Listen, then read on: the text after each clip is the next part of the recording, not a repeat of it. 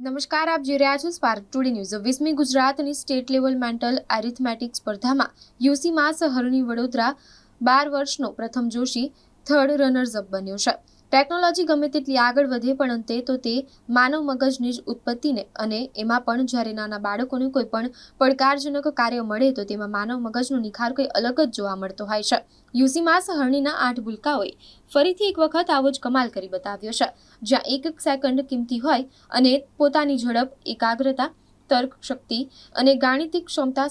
સાબિત કરવાની હોય એવી યુસી માસની મેન્ટલ એરિથમેટિક સ્પર્ધા બરોડા ખાતે તારીખ 21 જૂન 2025ના રોજ ગેલેક્સી નેવ બેન્ક્વેટ હોલ અમદાવાદ ખાતે યોજાઈ, જેમાં અલગ અલગ લેવલની સ્પર્ધામાં 1700થી પણ વધુ બાળકોએ સમગ્ર ગુજરાતમાંથી ભાગ લીધો। કોઈ પણ પ્રકારના કેલ્ક્યુલેટર કે ઇલેક્ટ્રોનિક સાધનની મદદ વગર માત્ર 8 મિનિટમાં 200 અઘરા દાખલા આ બાળકોએ ઉકેલવાના હતા, જેમાં માત્ર 12 વર્ષના પ્રથમ મેહુલ જોશીએ માત્ર 8 જ મિનિટમાં પલક ઝબકાવતા દાખલા ગણીને A3 કેટેગરીમાં થર્ડ રનર્સ અપ એવોર્ડ મેળવ્યો અને તેમને 22 જૂન 2025 રવિવારે અમદાવાદ ખાતે શ્યામાપ્રસાદ મુખર્જી ઓડિટોરિયમ ખાતે યુસી માસ ઇન્ડિયાના CEO ડોક્ટર સ્નેહલ કારિયાના હસ્તે ટ્રોફી અને સર્ટિફિકેટ અપાયા હતા। આ બાળકોને